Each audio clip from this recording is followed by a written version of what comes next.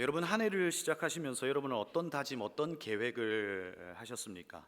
오늘 이 자리에 그 다짐으로 이 예배에 참석하신 분이 있다면 오늘 이 예배가 나의 다짐, 나의 선택이 아니라 하나님의 부르심이었다는 사실을 알게 되는 은혜의 자리가 되기를 바랍니다. 오늘 말씀은 족보 이야기입니다. 개역 한글은 아브라함과 다윗의 자손 예수 그리스도의 세계라라고 번역하고 있고, 나머지 성경은 계보 혹은 족보로 번역하고 있습니다. 어릴 적 제 기억 속에 어른들이 저에게 이름을 묻습니다. 그러면 제가 이름을 이야기하면 그 다음으로 묻는 것이 있습니다. 여러분 뭘 물을까요? 본관이 뭐냐고 묻습니다. 본이 뭐냐, 관이 뭐냐 이렇게 물어봅니다. 그럼 제가 전주 최씨입니다 이렇게 이야기하면 그 할머니한테 혼났습니다.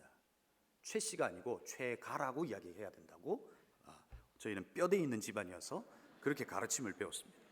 제가 전주 최가입니다 이렇게 물으면 그 다음 또 물어보십니다. 뭐냐면 학렬이 뭐냐고 물어봐요. 여러분 공감하시는 분들이 계시네요. 제가 이거 사부 설교하면 아무도 공감 못할 겁니다. 그럼 제가 낙자학렬이라고 이야기하면 이 학렬이 같으신 어르신들은 자기를 보고 형님이라고 부르라고 이야기합니다. 그때마다 이 난감했던 때가 한두 번이 아닌 것 같습니다. 그래서 저도 제 혈통이 어떻게 되는지 한번 찾아보니까 저는 전주체가 문성공파 최악의 25세 손이라는 것을 알게 됐습니다. 이렇게 또 여러분들은 별로 감동은 없으시죠? 그런데 사실상 저의 궁금함은 다른 곳에 있습니다. 그게 뭐냐면 왜 최씨를 두고 고집이 세다고 할까 하는 겁니다. 심지어 서울의 한 교회는 최씨 성씨를 가진 분을 담임 목사 청빙에도 뺐습니다. 왜냐하면 그 전에 목사님이 최씨셨는데 고집이 너무 세셨나 봅니다. 그래서 청빙 과정에서 최씨를 빼버린 겁니다. 여러분 저는 늘 최씨라는 이유만으로 억울합니다. 그래서 이것이 도대체 어떻게 벌어진 일인가 한번 역사적 사료를 찾아봤습니다. 최씨가 고집이 센 이유는 진짜 고집이 센 게 아니라는 걸 여러분에게 밝혀드리는 겁니다. 여러분 최영 장군이라고 하는 분이 계셨습니다. 고려 말의 장수로 엄청난 공을 세우신 분이죠. 그런데 최영 장군은 조선을 개국한 이성계와 대립하면서 결국 죽음을 맞이하게 되죠. 그는 죽기 전에 자신의 청렴함을 이야기하면서 이렇게 이야기합니다. 내 평생 탐욕을 가졌으면 내 무덤에 풀이 날 것이로되 그렇지 않으면 풀이 나지 않으리라 라고 하는 말을 남겼어요. 그 후로 정말로 최영 장군의 묘에는 어떤 일이 벌어졌을까요? 풀 한 폭이 나지 않고 황토색의 붉은 무덤이 되었다고 합니다. 그래서 최씨가 앉은 자리에는 풀도 안 난다라고 하는 이 말은 실제 역사적 사실과 다르다는 겁니다. 실은 고집이 세다라고 하는 게 아니라 청렴하다라고 하는 이야기로 할 때 쓰여져야 한다는 이야기를 제가 오늘 꼭 해주고 싶었습니다. 이 자리를 통해서 최씨의 명예를 한번 회복할 수 있는 기회가 되었으면 좋겠다는 것이죠. 여러분 제가 사실 무슨 제 최씨의 명예를 회복하고 이런 이야기를 하는 것일까요? 제가 저의 족보를 이야기해도 제 존재를 설명하기에는 부족합니다. 제 족보를 아무리 이야기해도 최승재라고 하는 사람이 어떤 사람인지 이곳에서 이해할 사람은 아무도 없습니다. 그런데 오늘 마태는 족보 이야기를 합니다. 그러나 마태가 족보 이야기를 할 때는 당시 이 족보의 이야기를 듣는 이들에게는 그 족보 속에 나타난 그 사람의 존재가 무엇인지를 명확하고 그리고 확실하게 알 수 있는 도구가 될 수 있다는 겁니다. 저는 오늘 족보의 이야기를 시작하는 이 마태복음 1장 1절, 특별히 하나님 나라 큐티도 이제 1월의 본문이 마태복음이죠.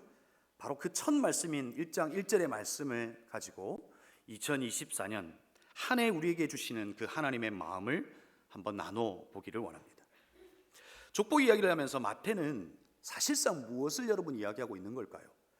마태는 예수님이 누구신가라고 하는 것을 이야기합니다. 여러분 이스라엘을 이야기할 때 아브라함과 다윗을 빼놓을 수가 없습니다.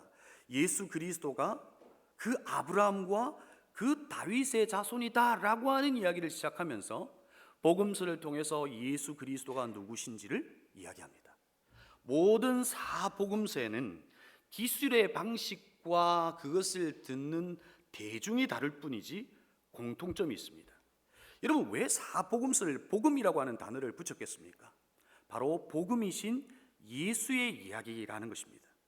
그리고 기록 목적은 뭡니까? 하나님의 아들 예수 그리스도를 믿게 하려는 것입니다. 족보를 통해서 말하고 있는 이 예수 그리스도를 믿게 하려는 것입니다.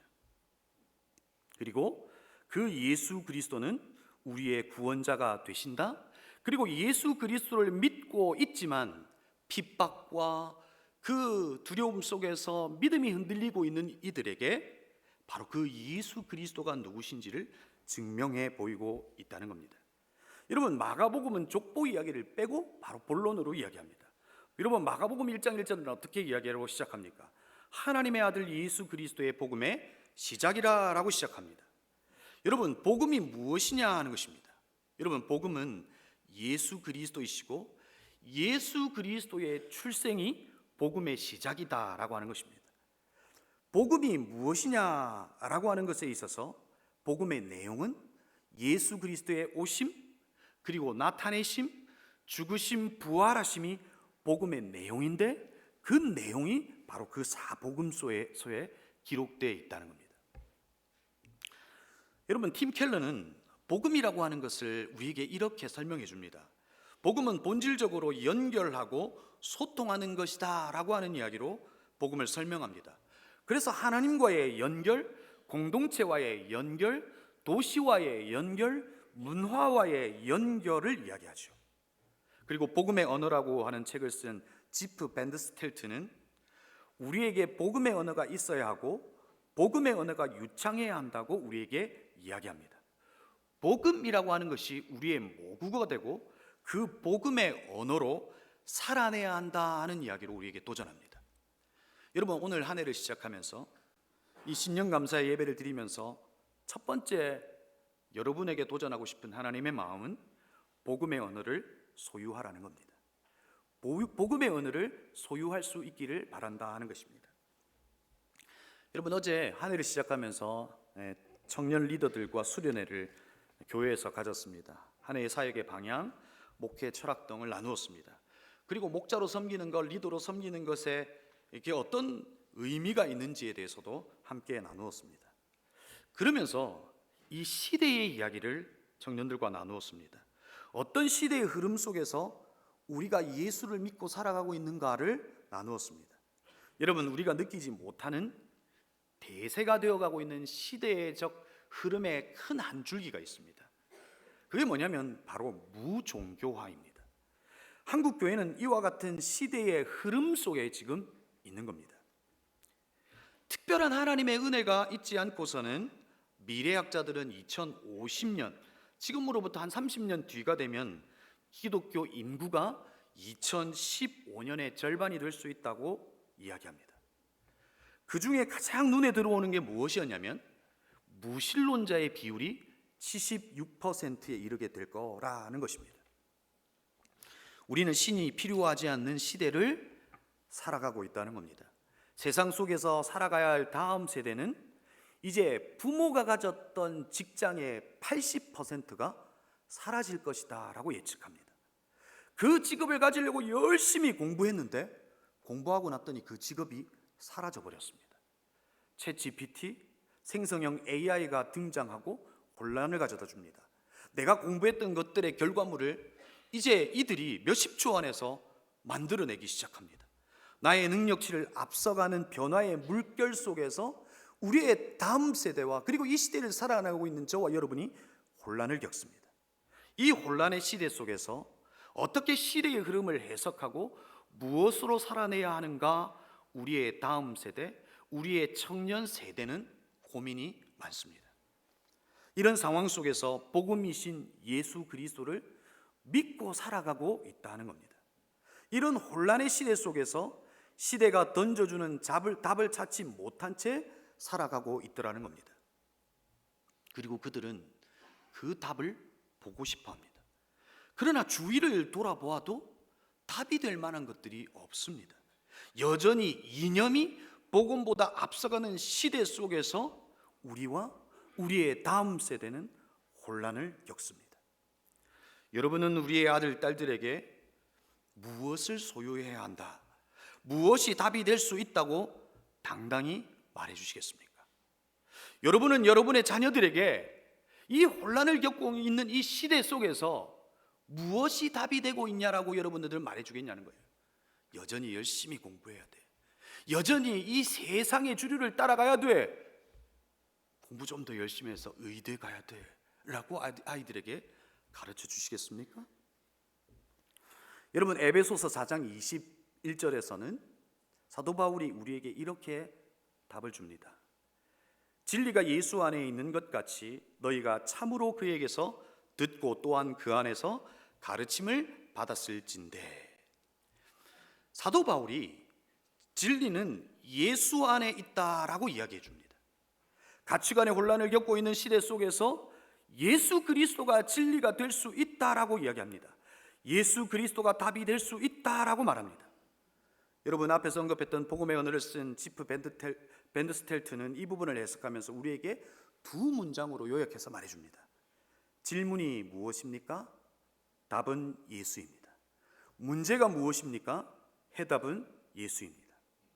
진리신 예수 그리스도가 여전히 우리에게 던져진 질문 앞에 답이 될 수 있다고 이야기하는 겁니다.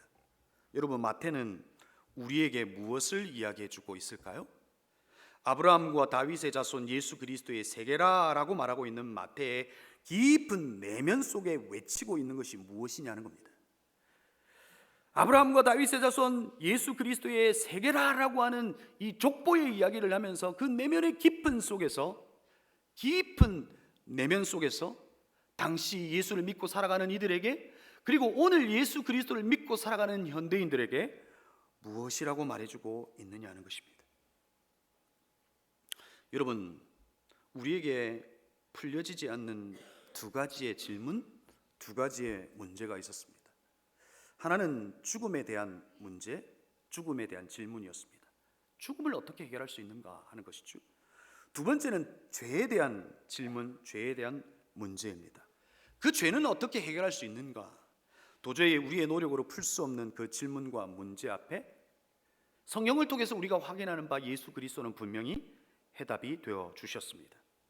죽음과 죄의 문제를 해결해 주셔서 예수 그리스도가 죽음과 죄에 있어서는 해답이야 라고 하는 것을 우리에게 말씀해 주었다는 것입니다. 이것이 복음이라고 마태는 계속해서 우리에게 이야기해 줄 겁니다. 죄와 죽음의 문제가 해결되었지만 여전히 살아내야 될 연약한 저와 여러분에게, 또 힘의 논리의 지배를 받는 당시 로마의 핍박 속에서 예수는 버틸 수 있는 꿈이 될 수 있다는 것을 이야기해 주고 있는 겁니다. 사도 바울의 말을 빌리면 세상 끝날까지 예수 그리스도가 저와 여러분의 진리, 저와 여러분의 답이 되어 주실 것이다 라고 이야기해 주고 있는 겁니다. 사랑하는 성도 여러분, 2024년 무엇을 우리는 해야 할까요? 도저히 해석할 수 없는 우리의 이 상황, 이 컨텍스트 앞에서 우리는 무엇을 바라보며, 그리고 무엇을 바라보며 살아가야 하느냐 하는 것입니다. 아무리 우리의 상황을 바라봐도 그 상황 속에서는 답이 보이지 않습니다. 아무리 사람을 바라봐도 그 사람 속에서는 답이 보이지 않습니다. 오히려 절망이라고 하는 것이 보입니다. 그래서 여러분, 그 보이는 상황과 상황 속에서, 사람 속에서 보이는 그 절망을 여러분은 어떻게 하시겠습니까? 그대로 두시겠습니까? 아니면 우리의 상황을 뛰어넘는 답이 되어주시는 예수 그리스도를 붙드시겠습니까? 여러분, 제가 물었습니다.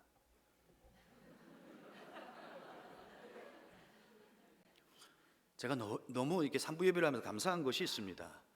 아, 4부와 3부가 그렇게 많이 다르지 않다 하는 겁니다. 애들이 답을 안 해요. 반응을 안 해요. 처음에 엄청 낙담이 됐는데 3부도 별로 다르지 않다. 왜냐하면 그 청년들의 엄마 아버지가 이곳에 계시기 때문이렇습니다. 여러분, 상황과 사람에게 그냥 절망이라는 게 보여요. 그때 여러분은 그 절망을 그냥 방치해 두시겠냐는 거예요. 아니면 우리의 답이 되어 주시는 예수 그리스도를 붙드시겠냐 하는 것입니다. 우리는 우리의 구원을 위한 예수 그리스도가 단 한 번 필요했을까요? 우리의 구원을 위해서 단 한 번 필요했을까요? 아니에요. 여전히 그분은 우리의 필요이세요. 그 예수가 내가 누구인지를 알게 해 주셨듯이 그 예수 그리스도는 도저히 알 수 없는 우리의 상황과 도저히 이해할 수 없는 사람을 알게 해 주실 거라는 겁니다. 어떻게 해요? 생각으로요?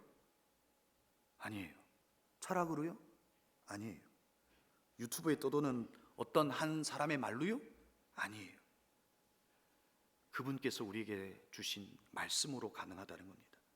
온 우주 만물을 지으신 하나님의 말이 가능하다는 겁니다. 우리는 사람이 던지는 말 한마디에 엄청난 위력을 느끼는 거 여러분 다 경험하시잖아요. 누군가가 던졌던 그 한 말이 우리의 삶의 영향력이 되어서 여전히 지금도 예배하고 있는 이 자리에 그 한 사람의 말이 나에게 영향력이 되어 살아가는 이들이 있습니다. 그리고 그 한마디의 말이 점점 자라 나를 죽이기도 합니다. 그런데 여러분, 우리는 온 우주 만물을 만드신 그분의 말에 어떤 영향도 어떤 위력도 경험하지 않고 살아갑니다. 그러면서 우리에게 벌어지는 상황과 우리가 만나는 사람 앞에서 하나님, 왜 내 상황은 이렇습니까? 내가 만나는 사람은 왜 이렇습니까? 라고 원망만 합니다. 사람의 말 한마디에 우리는 휘청휘청 거리면서도 온 우주 만물을 그의 말씀으로 지탱하고 계신 그분의 말씀 앞에는 서지 않더라는 겁니다. 그분의 말씀이 우리를 어떻게 하시겠습니까? 그 말이 온 우주를 만들었다면 그분의 말은 우리의 상황도 우리의 사람도 우리가 품고 있는 생각도 바꾸어 내실 수 있는 말이라는 겁니다. 그래서 우리는 2024년 다시 말씀 앞에 서야 합니다. 말씀을 읽어야 합니다. 말씀을 읽으면 말씀이 나를 읽을 겁니다. 말씀을 읽으면 도저히 풀리지 않는 내 삶의 그 컨텍스트를 텍스트이신 하나님의 말씀이 읽어 주실 겁니다.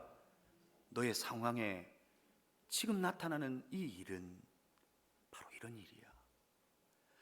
내가 너에게 벌어지는 이 고통과 아픔의 순간이 아픔으로 끝나지 않고 너의 삶의 축복으로 바뀔 거야 라고 하는 것을 그분의 말씀으로 확인할 수 있다는 겁니다.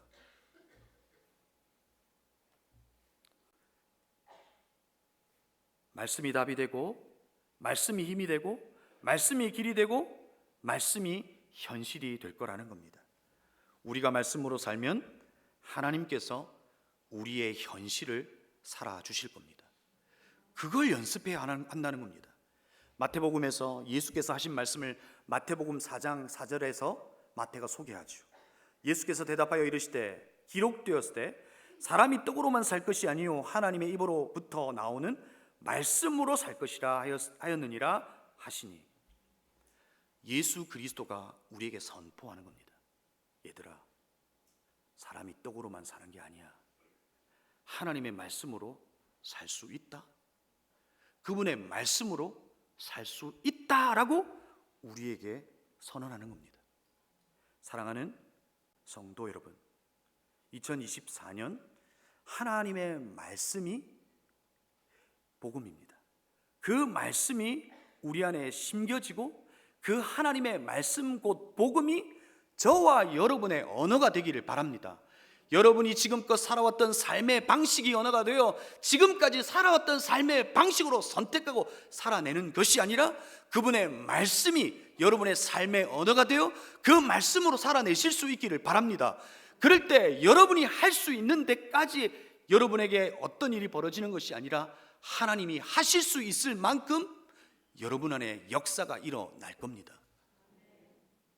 올 한 해 우리는 그분의 말씀을 소유하고 그분의 언어로 살아내는 것을 연습하는 한 해가 되기를 바랍니다. 사람이 들려주는 이야기는 잠시 내려놓고 그분의 말씀 앞에 집중할 때 우리는 말씀을 보지만 그분은 우리의 현실을 보고 그 현실을 우리 대신 살아내시는 하나님의 놀라우신 은혜를 모두가 경험하실 수 있기를 주의 이름으로 축복합니다. 신령감사 예배를 드리면서 두 번째 하나님의 마음, 나누고 싶은 하나님의 마음은 주님의 주인 되심을 경험하라 하는 것입니다. 여러분, 마태는 예수님을 아브라함과 다윗의 자손이라고 이야기하죠. 그리고 이어서 나오는 말씀을 통해서 예수님이 누구신지 예수의 탄생부터 조심조심 이렇게 풀어나갑니다. 여러분, 이미 여러분 생명의 삶을 통해서 공부했듯이 예수라고 하는 건 이름이고 그리스도는 직분입니다. 이 그리스도는 기름 부음을 받은 자라고 하는 의미를 가지고 있고 히브리어로 바꾸면 메시아입니다. 마태는 족보의 이야기를 마치고 예수 탄생의 이야기를 하면서 주의 사자가 나타나서 이제 예수의 탄생할 이에 대한 그 메시아에 대한 이름을 이야기합니다. 주의 사자가 알려준 바로 이름이 예수입니다. 마태복음 1장 21절에 마리아가 아들을 낳을 것이니 너는 그의 이름을 예수라 하라. 그가 자기 백성을 그들의 죄에서 구원할 것이다 라고 기록합니다. 예수님은 자기 백성을 구원할 자로 오셨고 우리는 그분을 무엇이라고 고백합니까? 주라고 고백합니다. 헬라어는 이 주를 큐리오스라고 기록합니다. 그런데 우리는 여러분 단순히 그냥 주라고 주님 이렇게 고백하지만 당시 이 큐리오스라고 하는 이 단어는 황제를 향하여 부를 때 큐리오스라고 하는 단어를 불렀습니다. 당시 시대적 정치적 상황 속에서 한 사람을 향하여 큐리오스 주라고 부르는 것은 엄청나게 위험한 일입니다. 생명을 거는 일입니다. 그러나 생명을 걸고 예수를 주라고 고백하면 어떤 일이 우리에게 일어난다고 예수께서 약속하십니까? 예수를 주라고 고백하면 하나님의 자녀가 되는 권세를 주시겠다고 약속하셨습니다. 내가 주라고 고백하면 하나님이 나의 주인 되어 주시겠다라고 약속해 주셨다는 겁니다. 여러분, 오늘 마태가 마태복음을 쓰면서 그는 마태복음 1장 1절을 기록하고 제 상상 속에서는 마태는 어떤 마음으로 이것을 기록하고 있었을까 상상해 봤습니다. 그는 아브라함과 다윗의 자손인 예수 그리스도의 계보라 이렇게 적으면서 아마 눈물을 펑펑 쏟아내지 않았을까 하는 생각을 해봤어요. 당시 로마의 지배 아래 힘의 논리가 가득 찬 세상 속에서 모두가 황제를 큐리오스, 주라고 고백하면 살아갈 수 있다는 그 세상 속에서 진정한 생명이 되시고 왕이 되시고 구원자가 되시는 예수 그리스도의 이름을 부를 때 그의 마음이 얼마나 벅찼겠냐는 거예요. 아마도 우리는 지금 아브라함과 다윗의 자손 예수 그리스도의 계보다라고 하는 이 부분을 읽을 때 여러분 오늘 혹시 눈물을 흘리시고 계십니까? 에이 목사님 뭐 이거 족보의 이야기 읽을 때 무슨 눈물이 나요? 아마 마태는 아브라함의 자손 다윗의 자손인 예수 그리스도의 계보라 하면서 펑펑 울었을 겁니다. 여러분, 예수 그리스도는 지금도 여전히 여러분에게 마태에게 그랬던 것처럼 벅찬 가슴이십니까? 예수 그리스도의 이름을 떠올릴 때 여러분에게 여전히 예수 그리스도가 벅찬 가슴이냐는 거예요.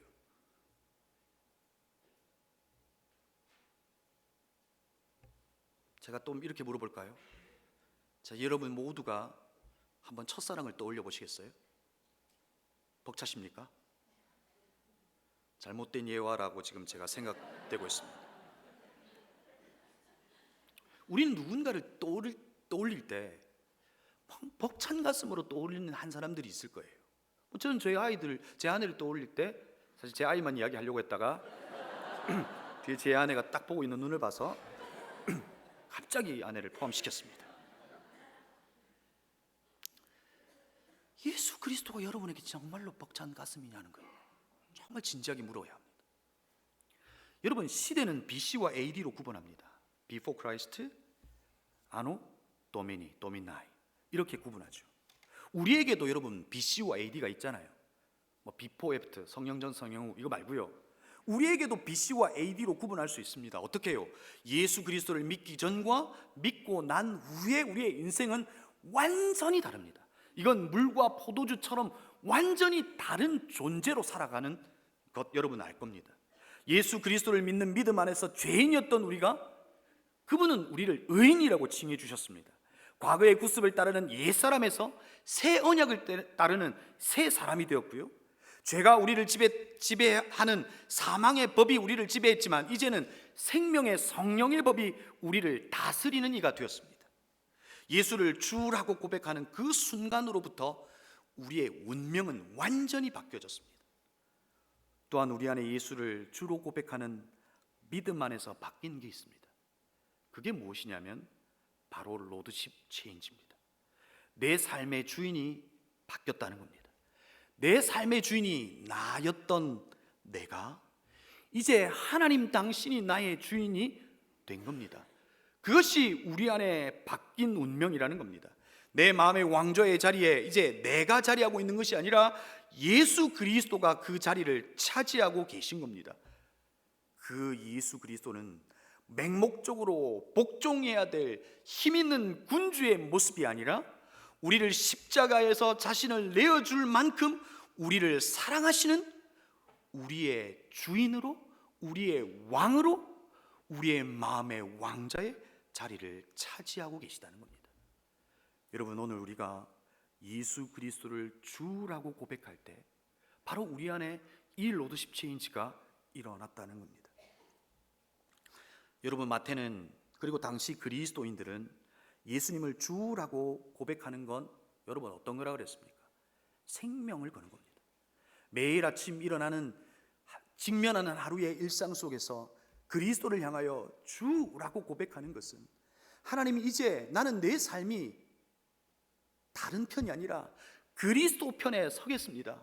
그것이 나에게 죽음이 일지라도 나는 그리스도 내 편에 서서 내 삶의 주인이신 그분을 바라보며 살겠습니다라고 하는 그 고백이라는 겁니다. 여러분, 2023년 하나님은 우리의 주인이셨습니다. 여러분, 여기에서 나 아멘 하셔야 됩니다. 다시요. 2023년 우리의 하나님은 저와 여러분의 주인이셨습니다. 2024년도 여전히 그분은 우리의 주인 되셔야 합니다. 여러분의 마음의 왕자에 빨리 내려오실 수 있기를 바랍니다.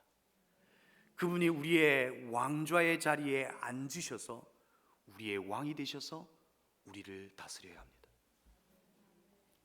어제 청년들과 마음을 나누면서 바로 이 주인 되심을 나눴습니다. 우리가 하는 모든 사역과 섬김 속에서 이 주인 되심의 고백이 있었으면 나누었습니다. 여러분, 제가 한 2주 전 한 청년이 저에게 복사된 책 한 권을 주는 겁니다. 아빠가 쓴 이야기예요.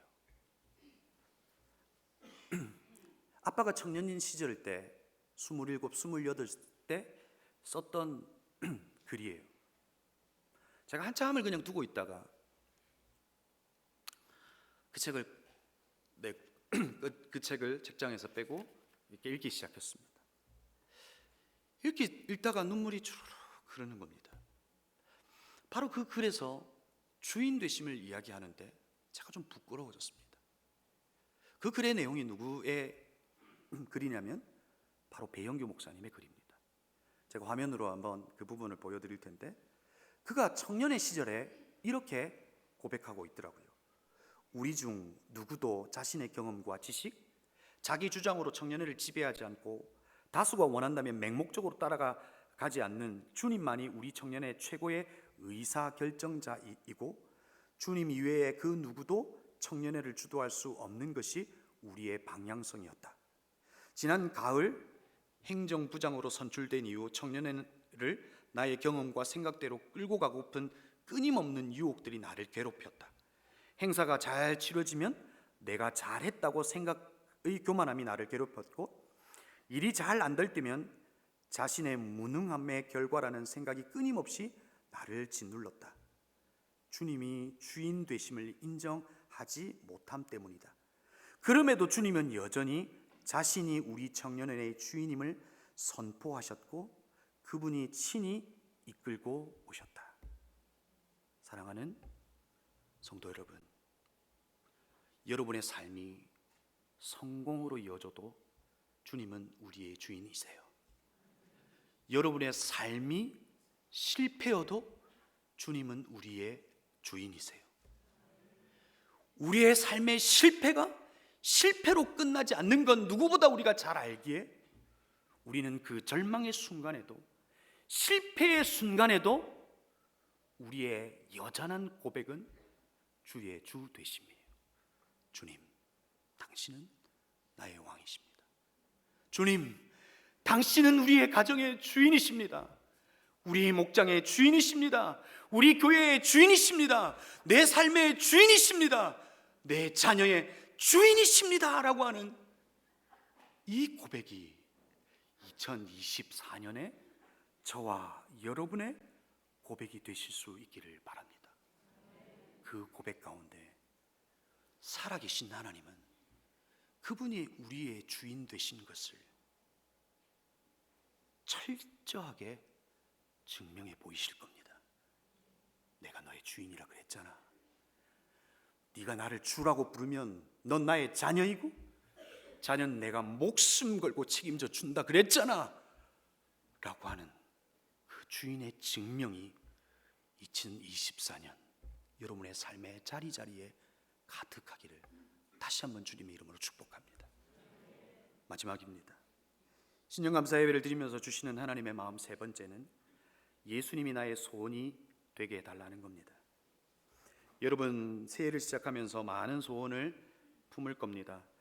많은 사람들이 버킷리스트를 작성하고 한 해 그것을 이루어 드리면서 만족을 누립니다. 예수님께서도 우리에게 소원을 물어볼 겁니다. 여러분에게 소원을 하나님 물어보시면 여러분은 어떤 걸 이야기하시겠어요? 하나님, 저 60평. 하나님, 우리의 숱이 다 떨어졌고요. 지금 정시, 합격, 이런 소원들이 있을 겁니다. 여러분, 그 소원조차도 주님에게 아뢰실 수 있기를 바라요. 그 소원도 하나님이 들어주실 거예요. 그런데 여러분, 오늘 우리의 성경 속에서 주님이 소원을 물어보시는 한 장면이 있습니다. 마태복음에서 그 한 곳이 나오는데 마태복음 20장 32절에서 예수께서 걸음을 멈추시고 한 그 무리에게 물어보세요. 너의 소원이 무엇이냐라고 물어봅니다. 너의 소원이 무엇이냐라고 하는 이 질문에 길거리에 질문을 받은 이들이 누구냐면 바로 길거리에 있는 두 맹인이었습니다. 예수의 제자들이 무리들을 꾸짖어서 그렇게 이야기하는 이들을 꾸짖어서 조용히 하라고 이야기합니다. 그러나 그들은 더 큰 소리로 이야기합니다. 다윗의 자손이신 주님, 우리를 불쌍히 여겨 주옵소서. 예수님은 그들에게 소원을 물어보셨고 그들은 예수님에게 자신의 소원을 말합니다. 그 소원이 무엇이었냐면, 예수님, 저 소고기 먹고 싶어요. 이런 거 아닙니다. 그들이 뭐라고 이야기했냐면, 주님, 눈을 뜨는 것입니다. 내 소원은 평생 앞을 보지 못하고 살았는데 주님, 눈을 뜨는 것이 내 소원입니다 라고 이야기합니다.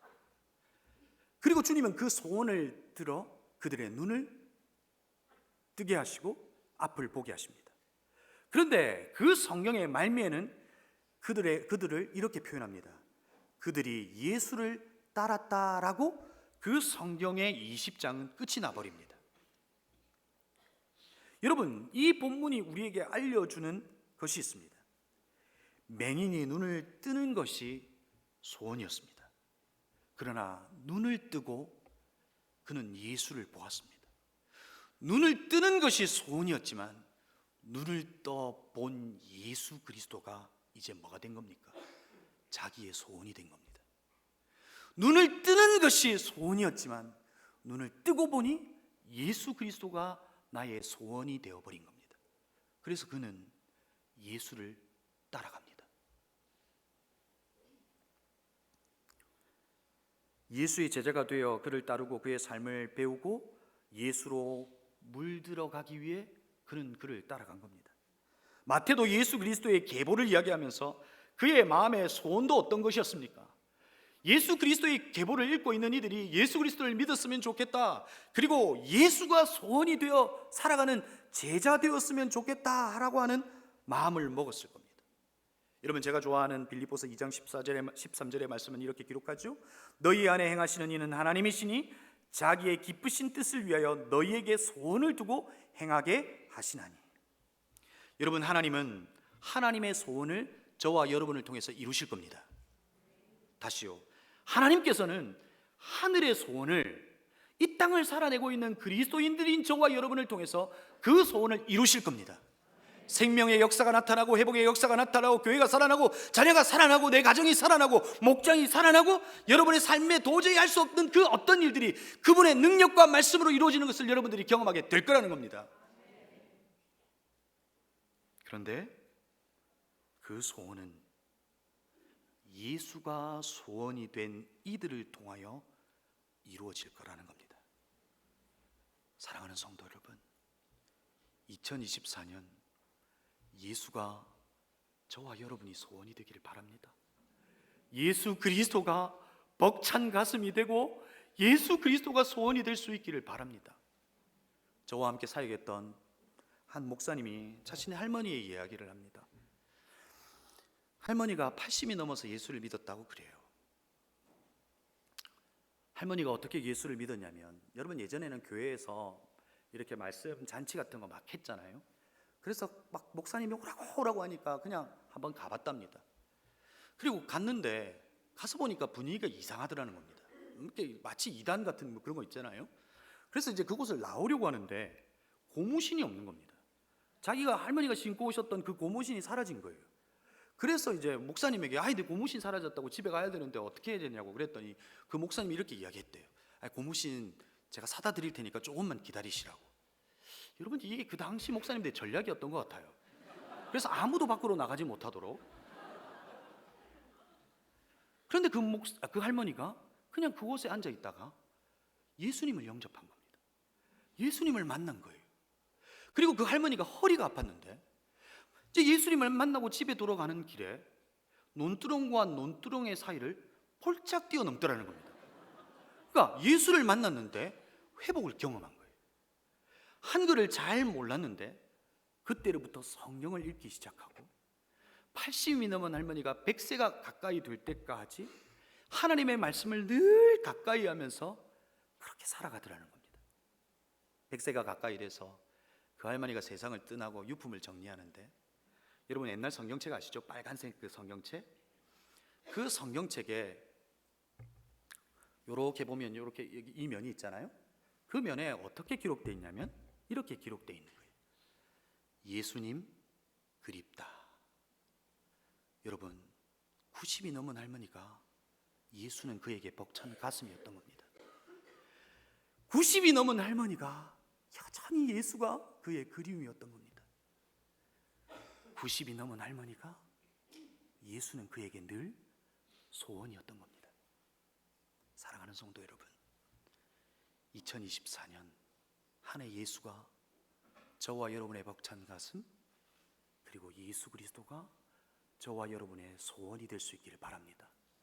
그 예수에게 물들어가고 그 예수로 익어가는 저와 여러분의 2024년이 될 수 있기를 주의 이름으로 축복합니다.